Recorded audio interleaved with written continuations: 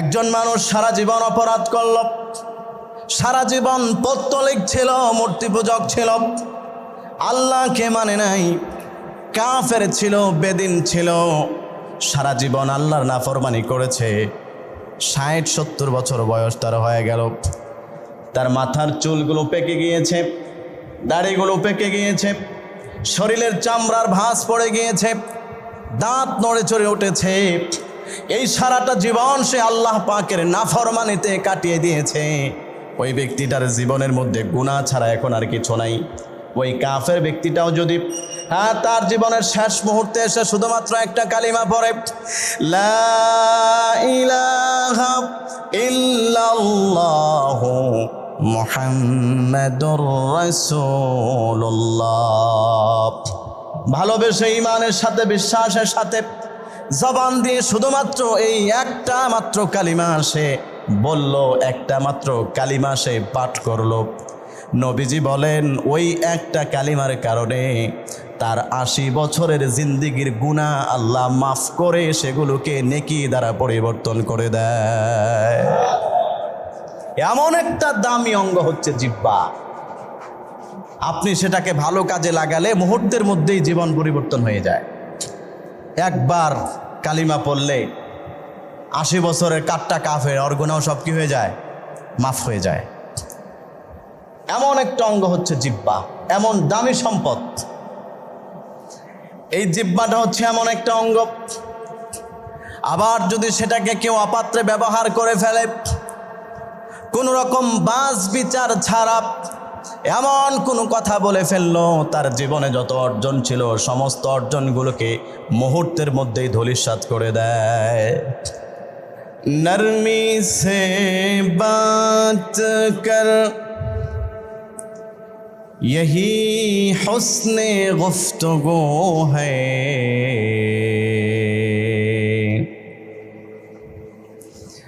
नरमी से बात कर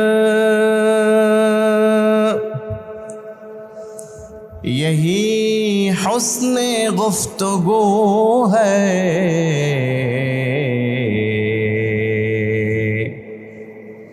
तलखी से बच जरा यही राह बाजू है, हर लफ्ज सोच कर निकले तू बेहतर है, हर लफ्ज सोच कर निकले तू बेहतर है, खामोशी ही सदा अक्लमंदों का वजू है, ज़बान जो बंद हो तो फितना कम नजर आए,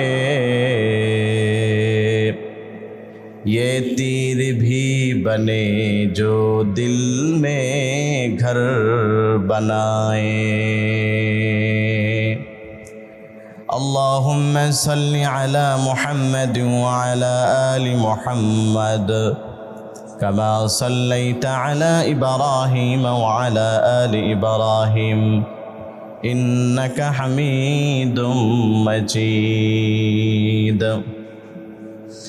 اللهم بارك على محمد وعلى آل محمد كما باركت على إبراهيم وعلى آل إبراهيم إنك حميد مجيد। الحمد لله। মুআজ্জাজ মুহতারাম প্রিয় মুসল্লিয়ান কেরাম, মহান রব্বুল আলামিন আল্লাহ সুবহানাহু ওয়া তাআলার দরবারে আলিশানে লক্ষ কোটি কালিমাতুশ শুকর ও সুজুদ, যিনি আমাদেরকে আজকের এই পবিত্র জুমার দিনে সালাতুল জুমা আদায় করার লক্ষ্যে পৃথিবীর সর্বশ্রেষ্ঠ জায়গা পৃথিবীর সর্বোৎকৃষ্ট পবিত্র জায়গা আল্লাহর ঘর মসজিদে আমাদেরকে আসার এবং বসার তৌফিক দান করেছেন। সেই মহান রবের দরবারে সবাই জোরে আওয়াজে কালিমাতু শুকর আদায় করি, সকলেই পড়ি আলহামদুলিল্লাহ। আমরা আজকে পবিত্র মুহররমুল হারাম মাসের সর্বশেষ জুমা অর্থাৎ পঞ্চম জুমা আদায় করব ইনশাআল্লাহ। আমাদের ধারাবাহিক আলোচনার আজকের পর্বে অত্যন্ত গুরুত্বপূর্ণ একটি বিষয় আমি আলোচনা করব ইনশাআল্লাহ। আলোচনার বিষয়বস্তু হচ্ছে হিফজুল লিসান, জবানের হেফাজত। আল্লাহ তাআলা আমাদেরকে যে জবান দিয়েছেন, যে জিহ্বা দিয়েছেন, এটাকে হেফাজত করা আমাদের সকলের জন্য অত্যন্ত জরুরি বিষয়। সম্মানিত মুসল্লিয়ানে কেরাম, আল্লাহ সুবহানাহু ওয়া তাআলা আমাদেরকে নিয়ামত দান করেছেন। কিছু হচ্ছে বাহ্যিক নিয়ামত আর কিছু হচ্ছে শারীরিক নিয়ামত। অসংখ্য অগণিত অজস্র নিয়ামত রাজি দিয়ে আল্লাহ তাআলা আমাদের জীবনকে সাজিয়ে তুলেছেন। যেমন আমাদের এই মানব শরীরে প্রতিটা অঙ্গ প্রত্যঙ্গ, এগুলো আল্লাহ রাব্বুল আলামিনের দেওয়া নিয়ামত। আমাদের হাত, পা, চোখ, নাক, কান, ঠোঁট, জিহ্বা, এই সবগুলো আল্লাহ রাব্বুল আলামিনের নিয়ামত। এরকম অজস্র নিয়ামত আল্লাহ তাআলা আমাদেরকে দিয়েছেন, যে নিয়ামত আমরা যদি গণনা করতে শুরু করি, গুনতে থাকি, তাহলে সেই নিয়ামতগুলো কশ্চিনকালেও মানুষ কোনোদিন গুনে গুনে শেষ করতে পারবে না। সুবহানাল্লাহ বলেন সবাই। এ ব্যাপারে মহান রব আল্লাহ সুবহানাহু ওয়া তাআলা কোরআনুল কারীমের মধ্যে ইরশাদ করেন, ক্বালাল্লাহু তাআলা وَإِن تَعُدُّوا نِعْمَةَ اللَّهِ لَا تُحْصُوهَا।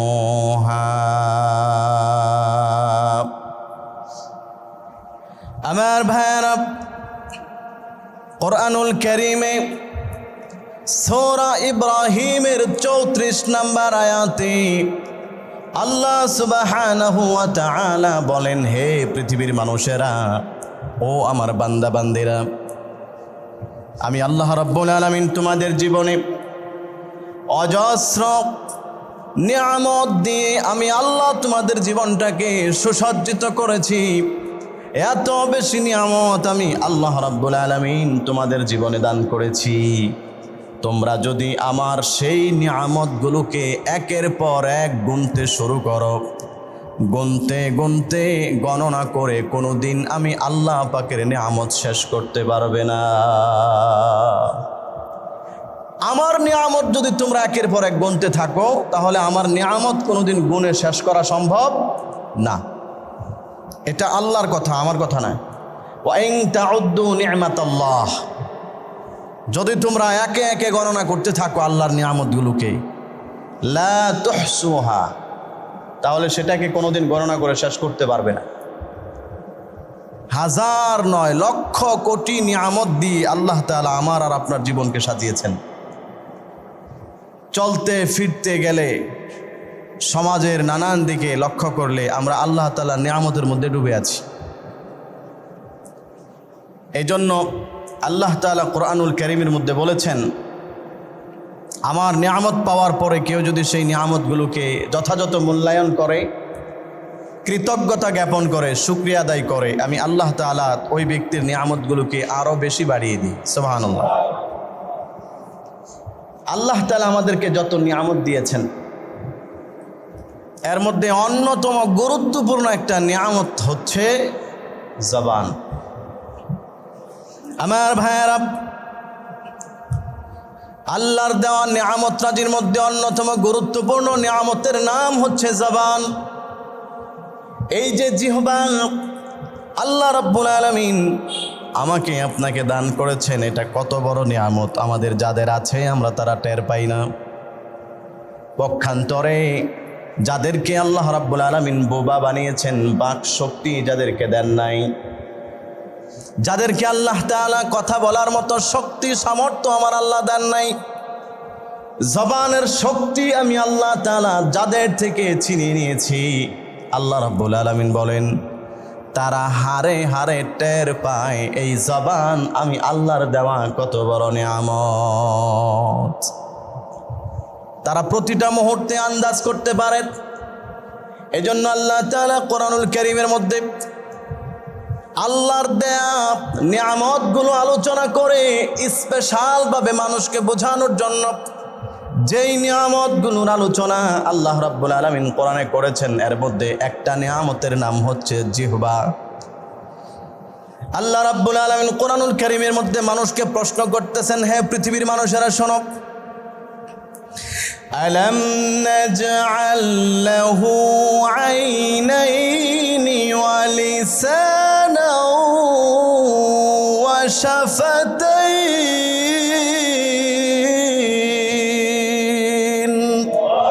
আল্লাহ রাব্বুল আলামিন বলেন, ও পৃথিবীর মানুষ, আলাম নাজআল লাহু আইনাইন, আমি আল্লাহ কি তোমাকে দুইটা চোখ দেই নাই?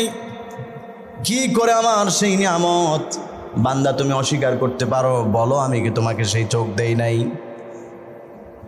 এরপরে আল্লাহ বলেন ওয়ালিসানাও ওয়া শাফাতাইন, আমি আল্লাহ তাআলা তোমাকে কি জিহ্বা দেই নাই? ওয়া শাফাতাইন, এবং দুইটা ঠোঁট আমি আল্লাহ তোমাকে দেই নাই। তার মানে হচ্ছে মানুষের জিহ্বা এবং এই ঠোঁট, এটা আল্লাহ তাআলার এত বড় নিয়ামত। সারা জীবন যদি মানুষ শুধুমাত্র আল্লাহ আমাকে সুস্থ রেখেছেন, কথা বলার শক্তি দিয়েছেন, জিহ্বা দিয়েছেন, এটার শুকর যদি আদায় করে, তারপরও সেটা শুকরিয়া আদায় করে শেষ করতে পারবে না। এই জবান হচ্ছে এমন একটা দামি অঙ্গের নাম, এই জবানটাকে আমরা সবচাইতে বেশি অপাত্রে ব্যবহার করি, কারণ আমাদের প্রকাশ্য শত্রু হচ্ছে নরাদম পাপিষ্ট শয়তান। সে সব সময় চায় মানুষকে তার সেই দামি অঙ্গটাকে নষ্ট করে ফেলার জন্য। এই জন্য শয়তান আবল তাবল কথা মানুষকে দিয়ে সবসময় বলানোর চেষ্টা করে। উদ্দেশ্য হচ্ছে মানুষের জবান যখন নষ্ট হয়ে যায়, তখন সেই মানুষটার ঈমান এবং আমল আস্তে আস্তে সব কিছু নষ্ট হয়ে যায়। যার জবান নষ্ট হয় আর সব আস্তে আস্তে নষ্ট হতে থাকে, এটা সমাজের বাস্তবতা। পক্ষান্তরে যার জবান অত্যন্ত দামি, যে ব্যক্তি তার জবানের হেফাজত করে, অপাত্রে জবানের ব্যবহার করে না, জবানকে কখনোই অন্যদিকে খারাপভাবে ব্যবহার করে না, হয়তো সত্য বলে অথবা চুপ থাকে কিন্তু অপাত্রে ব্যবহার করে না, গীবত শিকায়াত করে না, পরনিন্দা করে না, গালিগালাজ করে না, ওই ব্যক্তির জীবনের মধ্যে শান্তি চলে আসে, নিরাপত্তা চলে আসে। এবং আল্লাহর রসুল বলেছেন ওই ব্যক্তিটা আল্লাহর কাছে জান্নাতি হিসাবে গ্রহণযোগ্য হয়ে যায়। হাদিসের মধ্যে আছে, নবীজি বলেন, যে ব্যক্তি আমি নবীর কাছে দুইটা জিনিসের গ্যারান্টি দিতে পারবে, মান আজমান লি মা বাইনা লিহিয়াইহি ওয়া মা বাইনা রিজলাইহি, যে ব্যক্তি তার দুই পায়ের মাঝখানে যেই লজ্জাস্থান রয়েছে, এই লজ্জাস্থান কখনো অপাত্রে ব্যবহার করবে না, এই গ্যারান্টি যে ব্যক্তি আমি নবীকে দিবে। ওয়া মা বাইনা লিহিয়াইহি, এবং দুই চোয়ালের মাঝখানে যে অঙ্গ রয়েছে তার জিহ্বা, এটাকে হেফাজত করবে, অপাত্রে ব্যবহার করবে না, এই দুইটা অঙ্গের গ্যারান্টি যে ব্যক্তি আমি নবীকে দিতে পারবে, আজমান্নাহুল জান্নাহ, আমি নবীজি তাকে জান্নাতে নেওয়ার গ্যারান্টি দিলাম। ছোট ছোট দুইটা অঙ্গ, মানুষের লজ্জাস্থান এবং তার জিহ্বা, শরীরের অন্যান্য অঙ্গ প্রত্যঙ্গের তুলনায় ছোট, কিন্তু এগুলোর অপরাধগুলো সবচাইতে ভয়ানক, সবচাইতে মারাত্মক, যেগুলোর কারণে একজন মানুষ মুহূর্তের মধ্যেই বেঈমান হয়ে যেতে পারে, আবার যেগুলোর কারণে একজন মানুষ মুহূর্তের মধ্যেই ভালো হয়ে যেতে পারে। আমার ভাইয়ারা, এই অঙ্গ প্রত্যঙ্গ এমন এক জিনিস, এই অঙ্গ প্রত্যঙ্গ আল্লাহর দেয়া নিয়ামত। এই নিয়ামতগুলোকে কেউ যদি অপাত্রে ব্যবহার করে, আল্লাহর কাছে তাকে জবাব দিতে হবে, আল্লাহর কাছে তাকে অবশ্যই আসামির কাঠগড়ায় দাঁড়াতে হবে। বিশেষ করে মানুষের এই জবান এবং জিহ্বাটা এমন একটা গুরুত্বপূর্ণ অঙ্গের নাম। এই অঙ্গ দিয়ে মানুষ একজন মানুষকে এত বেশি আঘাত করতে পারে, যেই আঘাতটা মানুষের জীবনে তলোয়ারের আঘাতের চাইতেও আরো মারাত্মক এবং ভয়াবহ আঘাত। এজন্য একজন কবি বলেছেন, যারা হাতুস সিনানি লাহাল তিআম, যারা হাতুস সিনানি লাহাল তিআম ওয়ালা ইয়ালতাইমু মা জারাহাল লিসান। ও পৃথিবীর মানুষেরা, বর্ষা দিয়ে আঘাত করলে সে আঘাতের ক্ষত এক সময় শুকিয়ে যায়। তরবারি দিয়ে, দা বটি দিয়ে কোনো মানুষকে আঘাত করলে সে আঘাতের চিহ্নটা পর্যন্ত এক সময় মুছে যায়। কিন্তু ওয়ালা ইয়ালতাইমু মা জারাহাল লিসান, মানুষের জবান দিয়ে, মানুষকে জিহ্বা দিয়ে যে আঘাত করা হয়, ওই আঘাতের ক্ষত এবং ঘা জীবনে কোনোদিন শুকায় না। এমন একটা অঙ্গ হচ্ছে জিহ্বা। আপনি কাউকে তরবারি দিয়ে আঘাত করবেন, এক সময় ঘা শুকিয়ে যাবে। ভালো মেডিসিন সেবন করলে, আর এখন আধুনিক জামানায় এমন অনেক ক্রিম বের হয়েছে, এমন অনেক কিছু বের হয়েছে যে সেই জায়গায় আপনি কখনো আঘাত পেয়েছেন, এটাকে একেবারে নির্মূল করা সম্ভব, কেউ বুঝতে পারবে না। একদম চিহ্নটাকে মুছে ফেলে ক্রিম ব্যবহার করে, যে এখানে কাটা হয়েছে অথবা কেউ আপনাকে দা দিয়ে আঘাত করেছেন, আপনি বুঝবেনও না। কিন্তু এই জবান দিয়ে কেউ কাউকে আঘাত করলো, এমন একটা কথা বলল, মনে করেন কলিজা পুরে ছারখার হয়ে গেছে। কি বলেন, এরকম হয় কি হয় না? এই জবানের আঘাত কোনোদিন শুকায় না, এটার ক্ষত এত মারাত্মক। এজন্য একজন বুজুর্গ ব্যক্তি হাসান ইবনু সালেহ রাহিমাহুল্লাহ তিনি বলেন, ফাত্তাশতুল ওয়ারা ফালাম আজিদুহু ফি শাইইন আকাল্লা মিনাল লিসান। সিয়ারু আ'লামিন নুবালা একটা কিতাব,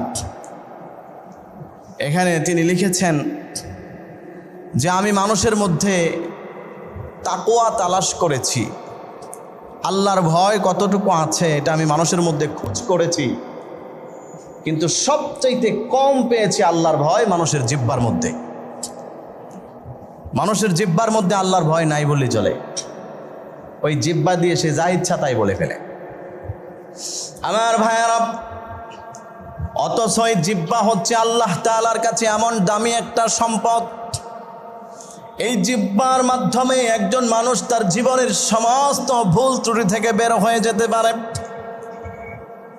একজন মানুষ সারা জীবন অপরাধ করল, সারা জীবন পৌত্তলিক ছিল, মূর্তি পূজক ছিল, আল্লাহকে মানে নাই, কাফের ছিল, বেদিন ছিল, সারা জীবন আল্লাহর নাফরমানি করেছে।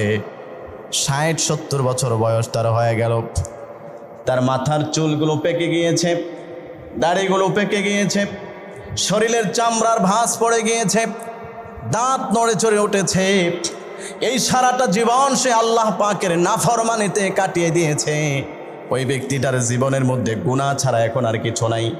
ওই কাফের ব্যক্তিটাও যদি তার জীবনের শেষ মুহূর্তে এসে শুধুমাত্র একটা কালিমা পড়ে, লা ইলাহা ইল্লাল্লাহু মুহাম্মাদুর রাসূলুল্লাহ, ভালোবেসে ঈমানের সাথে, বিশ্বাসের সাথে জবান দিয়ে শুধুমাত্র এই একটা মাত্র কালিমা সে বলল, একটা মাত্র কালিমা সে পাঠ করলো।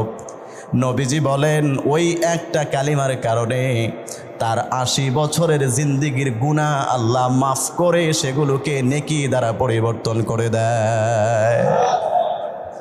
এমন একটা দামি অঙ্গ হচ্ছে জিহ্বা। আপনি সেটাকে ভালো কাজে লাগালে মুহূর্তের মধ্যেই জীবন পরিবর্তন হয়ে যায়। একবার কালিমা পড়লে 80 বছরের কাট্টা কাফের ওর গুনাহ সব কি হয়ে যায়? মাফ হয়ে যায়। এমন একটা অঙ্গ হচ্ছে জিহ্বা, এমন দামি সম্পদ। এই জিহ্বাটা হচ্ছে এমন একটা অঙ্গ, আবার যদি সেটাকে কেউ অপাত্রে ব্যবহার করে ফেলে, কোন রকম বাস বিচার ছাড়া এমন কোনো কথা বলে ফেললো, তার জীবনে যত অর্জন ছিল সমস্ত অর্জনগুলোকে মুহূর্তের মধ্যেই ধূলিসাৎ করে দেয়। সমস্ত অর্জন এক কথাতেই ধূলিসাৎ করে দেয়। এরকম ঘটনা বলেন তো আমাদের দেশের মধ্যে আছে না নাই? আপনারা জানেন, আমি বোঝার জন্য উদাহরণ দিই। আমাদের দেশের সাবেক প্রধানমন্ত্রী যিনি ছিলেন, দেশের জন্য আমরা যা দেখি কাজ করেছেন, অনেক ব্রিজ বানিয়েছেন, রাস্তাঘাট করেছেন, মানুষের জন্য অনেক কিছুই করছেন। তার ভালো কাজগুলোর কথা বললাম। অনেক সময় অনেক কথাই বলে, কিন্তু একজন উপরের মহলের দায়িত্বশীল হিসাবে যতটুকু তার জবানকে নিয়ন্ত্রণ করা দরকার ছিল, এতটুকু নিয়ন্ত্রণ না করার কারণে কি পরিমাণ খেসারত এখন তাকে দিতে হচ্ছে। এখন সে তার নিজের দেশের মধ্যে পর্যন্ত থাকতে পারতেছে না। এটা হলো তার জবানের খেসারত। এজন্য আল্লাহ রসুল বলেছেন জিহ্বাটা এমন একটা অঙ্গ, এটা যদি কখনো লাইনচ্যুত হয়ে যায় তোমার জীবনের ইজ্জত সম্মান সব কিছুকে বিনষ্ট করে দিবে। এমন একটা অঙ্গ জিহ্বা। সরকার পতনের যে আন্দোলন হলো গত বছর জুলাই, এমন সময় এই আন্দোলনের উৎস কি ছিল? এখানে দলমত নির্বিশেষে অনেক লোক আছেন, সবাইকে স্বীকার করতে হবে মাত্র একটা কথা। কোনো এক সাংবাদিকে প্রশ্ন করছেন যে তাহলে কোটা কাদের জন্য? আর সেই প্রধানমন্ত্রী তখন বলেছিলেন যে তাহলে কি রাজাকারের নাতিপুতিদের জন্য কি আমি এই কোটা রাখবো? এই একটা মাত্র কথা, এই রাজাকারের নাতিপুতির জন্য কি আমি এটা করব? এই এক কথা থেকে শুরু হলো আস্তে আস্তে আন্দোলন। আর সেই আন্দোলন গড়াতে এক পর্যায়ে তার পতন হয়ে গেল। এমনভাবে তার পতন হয়েছে যে তার দলের নেতা এবং কর্মী সবাই এখন দেশ ছাড়া।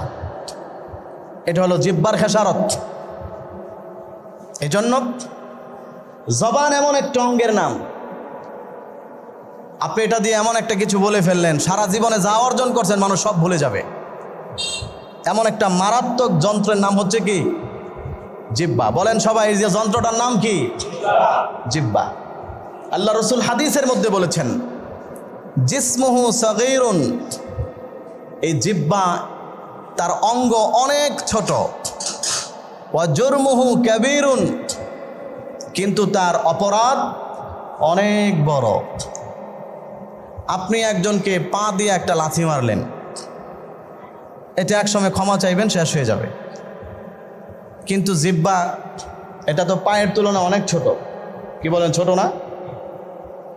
আমাদের পা যতটুকু বড় সেই তুলনায় জিহ্বা 10 ভাগের 20 ভাগের চাইতেও বেশি ছোট।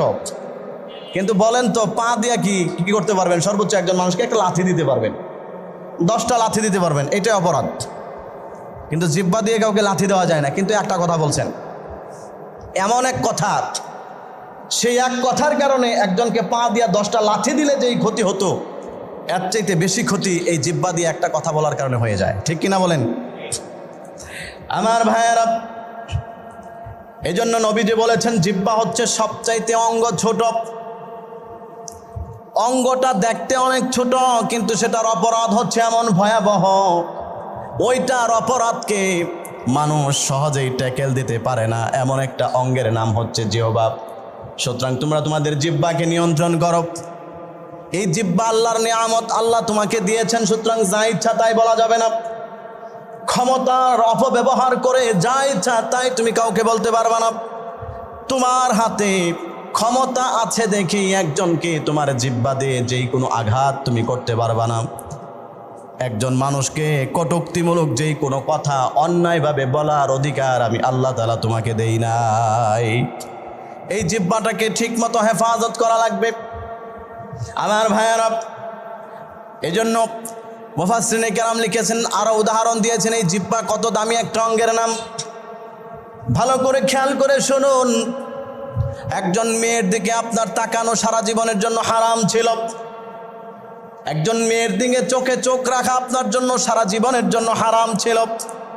কোনো অবস্থাতেই তার দিকে তাকানো শরীয়ত সমর্থন করে না। যতবার তাকাবেন ততবার আপনার আমলনামার মধ্যে অজস্র কবিরা গুনাহ যুক্ত হবে। কিন্তু আপনি দুইজন সাক্ষীর উপস্থিতিতে আপনার এই জবান দিয়ে মাত্র 3 বার বলেছেন, শুধুমাত্র তাকে বলেছেন কাবিলতু, আমি তোমাকে আমার স্ত্রী হিসাবে গ্রহণ করলাম। এই মহিলাটা যার দিকে আপনার তাকানো হারাম ছিল, শুধুমাত্র এই জবান একবার কবুল বলার কারণে এমন তার সাথে আপনার সম্পর্ক হয়ে গেল। ওই মহিলাটা হচ্ছে এখন আপনার অর্ধাঙ্গিনী, আপনার জীবনের অর্ধেক। এই মহিলার দিকে এখন তাকালেও সওয়াব, তাকে ধরলেও সওয়াব, এমনকি তার মুখের মধ্যে যে খাবারের লুকমা তুলে দেন সেটার বিনিময়েও আপনার জন্য আল্লাহর জান্নাত আছে। সব কিছু অবৈধ জিনিসটাকে বৈধ করে ফেললো। বলেন কিসের কারণে? সবাই বলেন কিসের কারণে? এই জবান। আবার এই মহিলা যার সাথে আপনার এমন গভীর সম্পর্ক, আপনার বাচ্চার মা, আপনার প্রিয়তমা স্ত্রী, যার দিকে তাকালেও সওয়াব হয়, যাকে এক লোকমা খাবার মুখের মধ্যে তুলে দিলেও সওয়াব হয়, আপনি জবানের অপাত্র ব্যবহার করে শুধুমাত্র বলেছেন, যা তোকে আমি তালাক দিয়ে দিলাম, তোর মতো বউ আমার দরকার নাই। এই জবানকে উল্টা পথে একবার ব্যবহার করার কারণে যেই মহিলার সাথে রাতের বেলায় নির্জনের সময় কাটানো আপনার জন্য সওয়াবের কাজ ছিল, এখন তার দিকে চোখ তুলে তাকানোটাও আপনার জন্য জাহান্নামে যাওয়ার কারণ হয়ে গেল। কথা বলুন ঠিক কিনা? শুধুমাত্র বলছেন, যা তোমাকে তালাক দিয়ে দিলাম, যা তালাক। এই এক কথার কারণে সারা জীবনের বৈধ সম্পর্ক অবৈধ হয়ে গেল। এটার নাম হচ্ছে জিহ্বা, পাওয়ারফুল একটা অঙ্গ। এই জন্য আল্লাহ তাআলা বলেছেন, ওয়ালিসানা ওয়া শাফাতাইন, আমি আল্লাহ তাআলা তোমাকে দিয়েছি জিহ্বা এবং ঠোঁট। এই দুইটা আমি আল্লাহ তাআলার অনেক বড় নিয়ামত। এটা আমাদের বানানো না। শাইখুল ইসলাম আল্লামা তাকি উসমানী রাহিমাহুল্লাহ তিনি লিখেছেন, জিহ্বার নিয়ন্ত্রণ, জিহ্বার ব্যবহার কিভাবে করতে হবে, এটা যদি আল্লাহ তাআলা মানুষের হাতে দিয়ে দিতেন, যে জিহ্বা কেমনে চালাইতে হবে তোমরা নিজেরটা নিজে শিখো, তাহলে মানুষকে গাড়ি চালানো যেরকম শিখতে হয়, ওই জিহ্বাকে কিভাবে বললে আলিফ বের হবে, কিভাবে বললে বা বের হবে, কিভাবে বললে সরেও বের হবে, কিভাবে বললে ক বের হবে, কিভাবে বললে ওঙ বের হবে, এগুলো তাকে ট্রেনিং দিয়ে শিখা লাগতো।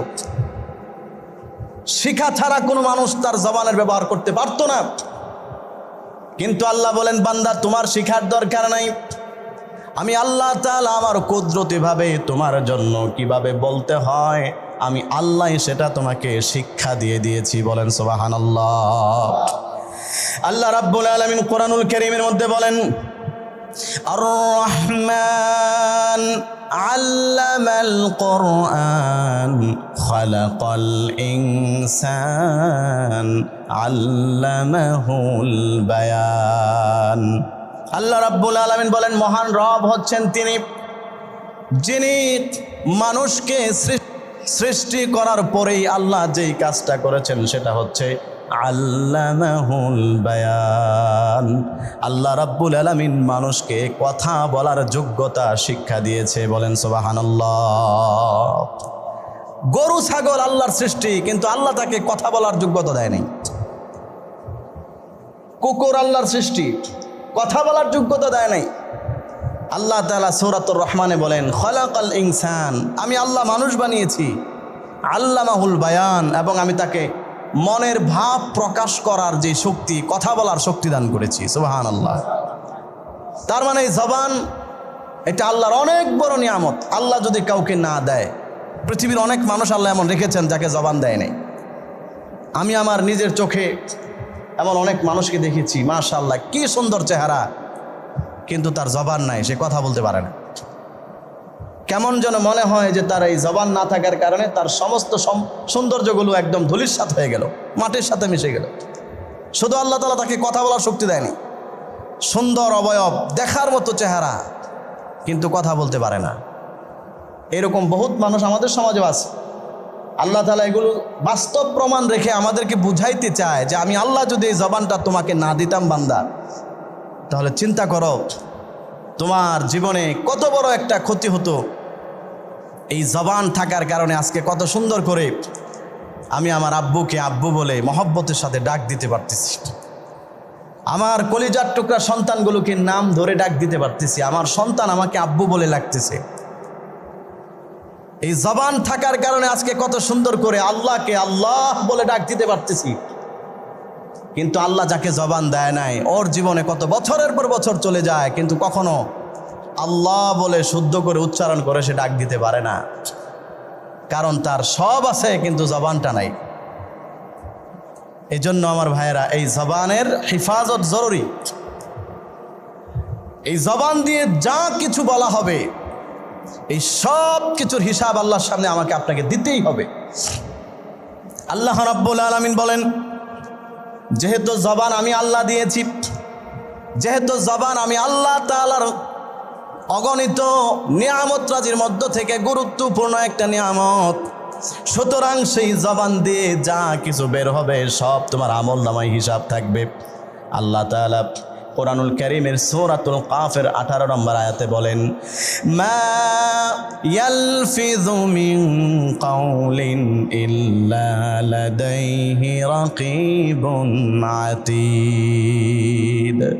আল্লাহ বলেন, তোমার জবান থেকে যা কিছু বের হয়, ইল্লা লাদাইহি রাকীবুন আতীদ, আমি আল্লাহ তাআলা সেগুলোকে লিখে রাখার জন্য, সংরক্ষণ করার জন্য তোমাদের সকলের জবানের সামনে একজন প্রহরী, একজন দারোয়ান নিযুক্ত করে রেখেছি। সুবহানাল্লাহ। তার মানে আমি আপনি যা বলি মুখ থেকে বের হয় আর সাথে সাথে লিখে ফেলা হয়। সেটা যদি ভালো হয় ভালো, খারাপ হইলে খারাপ। ভালো হলে আমল নামায় ভালো হিসেবে লেখা হবে। একবার বললেন সুবহানাল্লাহ, বলেন সবাই সুবহানাল্লাহ। নবীজি বলেন, সাথে সাথে রহমতের ফেরেশতারা, আল্লাহর পক্ষ থেকে নিযুক্ত ফেরেশতারা ওই ব্যক্তির জন্য জান্নাতের মধ্যে একটা গাছ রোপণ করে ফেলবে। আবার সে এই জবান দিয়ে কাউকে একটা গালি দিল, সাথে সাথে সে তার নামটা মুনাফিকের খাতার মধ্যে লেখা হয়ে গেল। কারণ মুসলমানকে গালি দেওয়া হারাম, মুসলমানকে গালি দেওয়া কবিরা গুনাহ। আল্লাহ রাসূল সাল্লাল্লাহু আলাইহি ওয়াসাল্লাম হাদিসের মধ্যে বলেছেন, সিবাবুল মুসলিমি ফুসুকুন ওয়া কিতালুহু কুফরুন। মুসলমানকে গালি দেওয়া ফাসিকি এবং মুসলমানকে হত্যা করা কুফরি।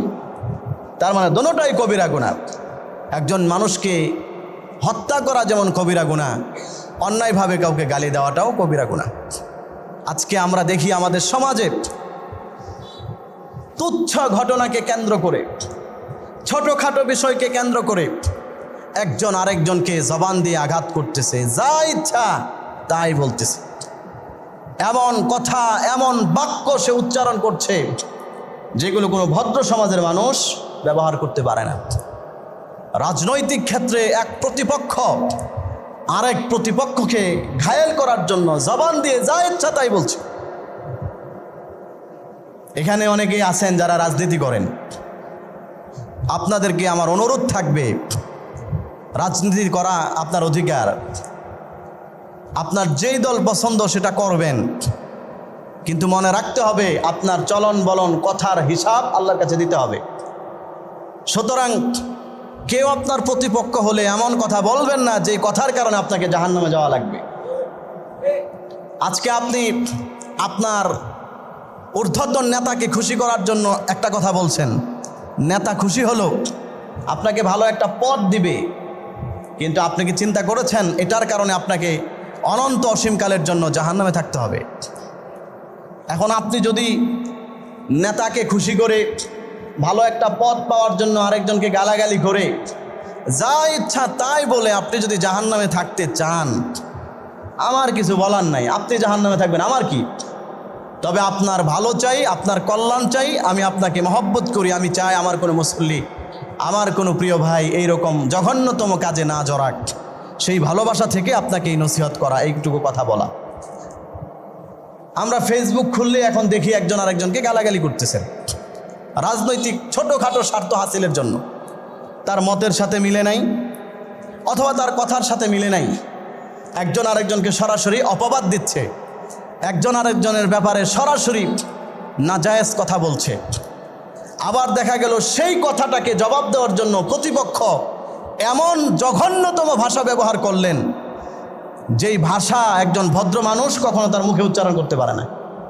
আপনারা ফেসবুক খুললেই দেখবেন এই গত 10-15 দিনে আমাদের দেশের মধ্যে এইরকম মিছিলের মধ্যে অনেক স্লোগান আমরা দেখছি, একজন আরেকজনকে সরাসরি কটাক্ষ করে কথা বলছেন।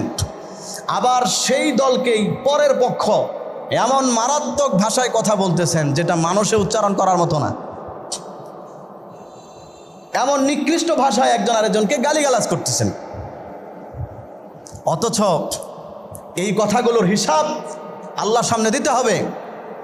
এটা আমার কথা নয়, আল্লাহর কথা। মা ইয়ালফিযু মিন কাউলিন ইল্লা লাদাইহি রাকিবুন আতীদ। বান্দা, তোমার জবান থেকে যা কথা বের হয় সব কিছু একজন প্রহরী, একজন ফেরেশতা আমি নিযুক্ত করে রেখেছি, সে লিখে রাখে। এগুলোর জবাব কিয়ামতের দিন আল্লাহর কাছে দিতে হবে। বুখারী শরীফের 6477 নম্বর হাদিস, হযরত আবু হুরায়রা রাদিয়াল্লাহু তাআলা আনহু থেকে বর্ণিত, আল্লাহ রাসূল বলেন, ইন্নাল আবদা লা ইয়াতাকাল্লামু বিল কালিমা। মানুষ তার জবান দিয়ে এমন কথা বলে যেই কথার কারণে তাকে এমন জাহান্নামের মধ্যে নিক্ষেপ করা হবে, যেই জাহান্নামের গভীরতা হচ্ছে পৃথিবীর পূর্ব প্রান্ত থেকে পশ্চিম প্রান্ত পর্যন্ত। এই রকম গভীর জাহান্নামের মধ্যে তাকে ফেলে দেওয়া হবে, এই রকম গভীর জাহান্নামের মধ্যে তাকে নিক্ষেপ করে শাস্তি দেওয়া হবে শুধুমাত্র জবানকে অপাত্রে ব্যবহার করার কারণে। এজন্য আমার ভাইয়েরা, আল্লাহ রাব্বুল আলামিন কোরআনুল কারীমের মধ্যে আরেক জায়গায় বলেন, ইয়া আইয়ুহাল্লাযীনা আমানুত্তাকুল্লাহ ওয়া কুলু কাওলান সাদীদা ইউসলিহ লাকুম আ'মালাকুম ওয়া ইয়াগফির লাকুম যুনুবাকুম ওয়া মান ইউতি'ইল্লাহা ওয়া রাসূলাহু ফাকাদ ফাযা ফাওজান আযীমা। সূরাতুল আহজাবের 70 নম্বর আয়াত, আল্লাহ রাব্বুল আলামিন বলেন, ইয়া আইয়ুহাল্লাযীনা আমানুত্তাকুল্লাহ। আল্লাহ বলেন, হে পৃথিবীর ঈমানদারেরা, যারা আমি আল্লাহকে বিশ্বাস করো, তোমাদের প্রতি আমি আল্লাহর নির্দেশ হচ্ছে আল্লাহকে তোমরা ভয় করো। ওয়াকুলু কাওলান সাদীদা, এবং সদা সত্য কথা বলো, এমন কথা বলো না যেই কথার কারণে আল্লাহর সামনে তোমাকে ধরা খেতে হবে। এমন কোনো কথা তুমি তোমার জবান দিয়ে বলবে না, বরং সব সময় আল্লাহকে ভয় করবা, পাশাপাশি তুমি সত্য কথা বলবা, যেটা হক সেটা বলবা। বিনিময়ে ইউসলিহ লাকুম আ'মালাকুম, আমি আল্লাহ তোমার আমলগুলোকে ঠিক করে দিব।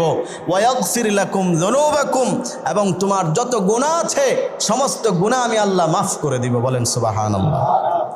এই জন্য জবানকে ঠিকঠাক ব্যবহার করতে হবে। জবানকে ব্যবহারের ব্যাপারে নবী করিম সাল্লাল্লাহু আলাইহি ওয়াসাল্লাম কি বলেছেন? বুখারী শরীফের 6018 নম্বর হাদিস, আল্লাহ রাসূল বলেন, মান কানা ইউমিনু বিল্লাহি ওয়াল ইয়াউমিল আখির ফালইয়াকুল খায়রান আও লিয়াসমুত। আল্লাহ রাসূল বলেন, যে ব্যক্তি আখিরাতকে বিশ্বাস করে, যে ব্যক্তি আল্লাহকে বিশ্বাস করে, তার জন্য আমি নবীর ফরমান হচ্ছে, যদি কথা বলতে হয় তাহলে সে যেন সবসময় সত্য কথা বলে, যেটা সঠিক সেটা বলে। আউলিয়াসমুত, অথবা সে যেন চুপ থাকে। সত্য কথা বলার মতো পরিবেশ যদি না থাকে, সত্য কথা বলার মতো সাহস যদি না থাকে, তাহলে সে চুপ থাকবে, কিন্তু কখনোই অন্যায় কিছু বলবে না। তার মানে জবানের হেফাজত আল্লাহ রাসূল আমাদেরকে শিখাইছেন। অনেক সময় দেখা যায় অনেক কথা আমাদের বলার প্রয়োজন হয়, কিন্তু আমরা পরিবেশের কারণে বলতে পারি না। বিভিন্ন সমস্যা থাকে, বিভিন্ন চাপ থাকে, বলা যায় না। শরীয়তের বিধান হচ্ছে তাহলে এই ক্ষেত্রে তুমি চুপ থাকবা, কিন্তু ডানে বামে উল্টাপাল্টা কিছু বলা যাবে না। হয়তো সত্যটা বলবা, নয়তো চুপ। তাহলে বোঝা গেল সত্য বলতে হবে। সত্য বলতে গিয়ে কেউ যদি বেজার হয় সেটা আমার দেখার বিষয় না। সত্য বলতে গেলে কারো গায়ে যদি লাগে সেটাও আমার দেখার বিষয় না। আমি মুসলিম হিসাবে আল্লাহর বিধান, নবীজির বিধান হচ্ছে সত্যটা বলতে হবে। সুতরাং আপনি সত্য বলবেন, সত্যের উপর থাকবেন। কোনো কারণে যদি আপনি সত্য বলতে নাই পারেন তাহলে চুপ থাকবেন। কারণ আল্লাহ রসুল বলেছেন, মান সমাতা নাজা, যে ব্যক্তি চুপ থাকে সেও মুক্তি পেয়ে যায়, সে ব্যক্তিও নাজাত পেয়ে যাবে। সুবহানাল্লাহ। তাহলে বোঝা গেল হারাম কোনো কথা, নাজায়েজ কোনো কথা, কাউকে গালাগালি করা, কাউকে অপবাদ দেওয়া, গীবত শেকায়াত, পরনিন্দায় লিপ্ত হওয়া, এগুলোতে আমরা জড়াবো না। বলেন ইনশাআল্লাহ। এই যে সামনে আমাদের নির্বাচন আসবে, দেশে একটা প্রেক্ষাপট তৈরি হবে, প্রত্যেকটা চায়ের স্টলে একটা সংসদ ভবন। কথা বলেন ঠিক না ঠিক? ঘোড়ার ডিম আপনি কি বোঝেন এই সমস্ত রাজনীতি নিয়ে? আপনি যেখানে আলোচনা করেন আপনি কি বোঝেন? রাজনৈতিক এটা আলাদা একটা জ্ঞান, আমি জুমার বয়ান করি, খতিব, এটা একটা জ্ঞান। প্রত্যেকটা বিষয় আলাদা, ভিন্ন ভিন্ন, প্রত্যেকটা বিষয়ের আলাদা যোগ্যতা লাগে। এখন আপনি সমালোচনা করতেছেন, আপনি কি পড়াশোনা করছেন? আপনি রাষ্ট্রবিজ্ঞান বুঝেন? পররাষ্ট্রনীতি আপনি বুঝেন? আপনি বুঝেন না। তাহলে এগুলো না বুঝে আপনি আরেকজনের ব্যাপারে এই জবানকে অপাত্রে ব্যবহার করে নিজের আমল নামাকে গুনাহ দিয়ে ভারী করবেন না। এটা আপনাদের কাছে আমার অনুরোধ। তবে যতটুকু বুঝেন যে এই জিনিসটা ঠিক না, এটার বিরুদ্ধে আমাকে বলা উচিত, সেটা হক। আর আল্লাহ রসুল হক বলার ব্যাপারে আদেশ করছেন। কিন্তু অন্যায়ভাবে আমরা যা দেখি, একজন আরেকজনকে ধুয়ে ফেলতেছে, এটা কখনোই ইসলাম সমর্থন করে না। এটার মাধ্যমে শুধু শুধু আপনার আমলনামা গুনাহ দিয়ে ভারী হবে। এই জন্য এই প্রেক্ষাপটে নিজের জবানের হেফাজত অত্যন্ত জরুরি। কেউ কাউকে গালিগালাজ করব না, প্রতিপক্ষের ব্যাপারে অনৈতিক হারাম স্লোগান দিব না, কেউ কাউকে এমন কথা বলবো না যেটার মাধ্যমে পরবর্তীতে আপনার ক্ষতি হতে পারে। আপনি আরেকজনের ব্যাপারে এমন অজস্র ভাষায়, অশ্রাব্য ভাষায় গালিগালাজ করলেন, দেখা গেল কথার কথা আপনি যার পক্ষে স্লোগান দিয়েছেন সে কোনো কারণে ক্ষমতায় হেরে গেল, তখন যে আপনার 12টা বাজবে, আপনি তখন কেমনে সামাল দিবেন? কথা বুঝতে পারছেন? কাজেই জোশের সাথে হুঁশ রাখতে হবে, হুদাই লাফায়েন না। আমল করবেন তো ইনশাআল্লাহ? আমি আপনাদেরকে মহব্বত করি, তো এই জন্য এই প্রেক্ষাপটটা সামনে সরাসরি আঙ্গুল দিয়ে দেখাই দিলাম যে সামনে দেশে রাজনীতি, আমাদের দেশে নির্বাচন, দেশে অনেক কিছু হবে। এই ক্ষেত্রে জবান নিয়ন্ত্রণ খুব বেশি জরুরি। আল্লাহ তাআলা আমাদের সবাইকে তৌফিক দান করুক, বলেন আমিন। এই জবান হচ্ছে এমন একটা অঙ্গ, এটা দিয়ে যে সপাত্রে ব্যবহার করে মানুষ, তখন সে যত আমল করেছিল, যত নেকি তার অর্জন করেছিল, আমল নামায় জমা হয়েছিল, সবগুলোকে মুহূর্তের মধ্যেই জ্বালিয়ে পুড়িয়ে ছারখার করে দেয়। বলেন নাউযুবিল্লাহ। এই জন্য আশরাফ আলী থানভী রহমতুল্লাহি আলাইহি উনি এই বিষয়কে বোঝানোর জন্য ওনার খুতুবাতের মধ্যে একটা ঘটনা লিখেছেন। আমি সংক্ষেপে আপনাদেরকে ঘটনাটা শোনাই। এক লোকের একটা ঘোড়া ছিল, অনেক হৃষ্টপুষ্ট, দেখতে শুনতে খুব ভালো, কিন্তু তার একটা বদভ্যাস। এই ঘোড়া যত জায়গায় তার মলমূত্র ত্যাগ করে, প্রস্রাব পায়খানা করে, সাথে সাথে মাথা উল্টায়া ওইটারে নাকে গ্রান নেয়, মানে শুঙ্গে, তারপরে শোঙার পরে এরপর সামনের দিকে যায়। এটা হলো এই ঘোড়ার অভ্যাস। এই জন্য দেখতে শুনতে যতই ভালো হোক, এই ঘোড়াকে নিয়ে উনি কোথাও সফরে যেতে পারে না। কারণ এই ঘোড়ার এই বদ অভ্যাস, যতবার প্রস্রাব পায়খানা করে ততবার সে তার নাক লাগায় এগুলোরে লম্বা সময় ধরে নাকে ঘ্রাণ নেয়, এরপরে আবার আস্তে আস্তে সামনের দিকে যায়। এই জন্য হঠাৎ করে উনি একদিন সফরে যাচ্ছেন, এমন টাইমে আরেকজন লোক আসছে, সেও ঘোড়ার উপরে ওঠা। তো এই ঘোড়ার মালিক, যার ঘোড়ার এই বদ অভ্যাস আছে, সে ওই পাশের ঘোড়াকে বলতেছে, ভাই আপনি আমাকে একটা উপকার করেন, আপনি আমার ঘোড়ার সামনে না গিয়ে আপনি আমার ঘোড়ার পিছনে পিছনে যান। কেন যাবেন? আমার ঘোড়া যতবার প্রস্রাব পায়খানা করে মাথা পিছনের দিকে ঘোরাবে ওইখানে নাক লাগানোর জন্য, ততবার আপনি লাঠি দিয়ে ওর কপালের মধ্যে একটা বাড়ি দিবেন, জোরে চাবুক দিয়ে তার মাথার মধ্যে একটা আঘাত করবেন, যেন সে এখানে মুখ লাগাইতে না পারে, সামনের দিকে যেন হেঁটে যায়। এই কাজটা আপনি করবেন। উনি রাজি হয়ে গেল, এই কাজ করছেন। যতবার ঘোড়া রাস্তার মধ্যে প্রস্রাব পায়খানা করছেন, ততবার ঘোড়ারে মাথা যখনই ঘোরায় তখনই দেয় পিঠা, আর পিঠা খায় ঘোড়া তখন আর পিছনে তাকায় না, সামনের দিকে যায়। যাইতে যাইতে মোটামুটি একদিন গেছেন, যাওয়ার পরে এখন ওনার রাস্তা ভিন্ন, উনি আরেক রাস্তায় যাইতে হবে। আর যার ঘোড়ার স্বভাব খারাপ সে যাবে মনে করেন সোজা, আর উনি যাবে বামে আরেক দিকে। তো উনি বলতেছে যে ভাই এখন তো আমার আরেক দিকে যাইতে হবে, এখন আপনি আপনার ঘোড়ার সামাল দেন, আমি কিন্তু চলে গেলাম। মনে করেন ময়মনসিংহ থেকে চৌরাস্তা পর্যন্ত আসলো, উনি এখন যাবে কুড়িগ্রাম, আর আরেক ওই খারাপ যার অভ্যাস ঘোড়া ও যাবে ঢাকা। তো সে বলতেছে ভাই আমি চৌরাস্তা থেকে ডান দিকে যাই, আপনি আপনার ঘোড়ারে দিকে নিয়ে যান। এখন ঘোড়ারে নিয়ে উনি যাইতেছে, ঘোড়া একটু সামনে গেল, যাওয়ার পরে ওইখানে আবার ওই ঘোড়ার নিয়ম অনুযায়ী প্রস্রাব করছে, পায়খানা করছে, ঘোড়া লেদাইছে আর কি। এখন ওই ঘোড়ার যে আগের স্বভাব তো আর সহজে ভালো হয় না, আবার মাথা ঘুরাইয়া ওই নাকে গ্রাণ নেওয়ার জন্য। এইবার তাকায় দেখে পিছনে আর কেউ নাই। এতদিন পর্যন্ত যেই লোকে পিডায় সোজা রাখছে ও আর পিছনে নাই। এখন ঘোড়া চিন্তা করলো এখন সুযোগ পাইছি, আমার আগের জায়গায় আবার যেতে হবে। তখন এই ঘোড়া ওই লোকের পিঠের মধ্যে নিয়ে এমন একটা দৌড় দিছে, ওই যেই জায়গা থেকে পিঠা খাই আসছে ওই লেদার নাকের মধ্যে গন্ধ নিতে পারে নাই, ওই জায়গা পর্যন্ত দৌড় দিয়া গেছে, গিয়া একটা সঙ্গে আর সামনের দিকে আসে। তার মানে সে পিঠা খাই এই পর্যন্ত যা আসছিল এই সব শেষ, এক দৌড়ে আবার মনে করেন ময়মনসিংহ চলে গেছে। 2 দিনের পথ পিছায়া গেল। আশরাফ আলী থানভী রহমতুল্লাহি আলাইহি এই ঘটনা উল্লেখ করে বুঝিয়েছেন মোমেন বান্দা নেক কাজ করে অনেক আগায়া যায়। এই যে আজকে জুমার বয়ান শুনতেছেন, অনেক আগায় গেছেন আমল নামায়, কারণ প্রত্যেকটা কথা আমল নামায় নেকি লেখা হবে যদি আপনি আমলের নিয়তে শুনেন, সাদাকার সওয়াব হবে।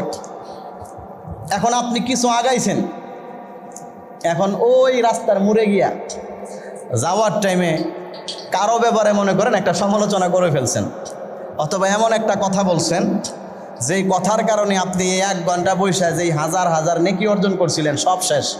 তার মানে ওই গোড়া ওই যে নাকের মধ্যে তার প্রস্রাব পায়খানার গন্ধ না নেওয়া ছাড়া সামনে যায় না, ওই অভ্যাস পরিবর্তন হয় না। ও যেরকম এক দৌড় দিয়া পিছনে চলে গেল, ঠিক তেমনিভাবে ওই নেককার বান্দা যদিও সে কিছু আমল করে, নামাজ পড়ে, জুমার দিন দান করে, সাদকা করে অনেক নেকি অর্জন করছিল, কিন্তু বাড়ির কাছে গিয়ে এমন একটা কথা বলছে যেই লাউ সেই কদু, এক দৌড় দিয়ে আবার ওই পিছনে মানে কি বুঝছেন তো? মানে আজকে জুমার আগে যেই পরিমাণ নেকি ছিল, অথবা মনে করেন তার আমল নামায় কিছু নাই, এখন মোটামুটি বয়ান শুনে নামাজ পড়া দান করে কিছু একটা হয়েছে, এখন সে কথা বলে ওইটারে নষ্ট করিয়া আবার সে আগের জায়গায়। এটা হলো মানুষের অভ্যাস। আমরা চলতে ফিরতে আমাদের কথায় কাজে অনেক নেকি আমাদের অজান্তে আমাদের আমল নামায় জমা হয়। আপনি একজনকে সালাম দেন, অনেক নেকি আপনার আমল নামায় জমা হয়। মুসাফাহা করেন, অনেক নেকি আপনার আমল নামায় জমা হয়।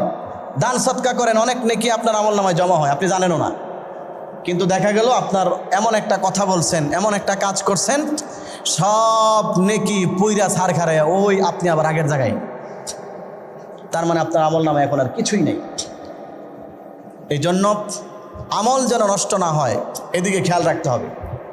কারণ হাদিসের মধ্যে আছে এই জিহ্বার কথা মানুষের আমলগুলোকে এমনভাবে জ্বালিয়ে পুড়িয়ে শেষ করে দেয়, যেই রকমভাবে পেট্রোল আগুন লাগায় দিলে লাকড়িকে পুড়ে শেষ করে দেয়, ওই রকমভাবে মানুষের জিহ্বার কথা আমলকে শেষ করে দেয়।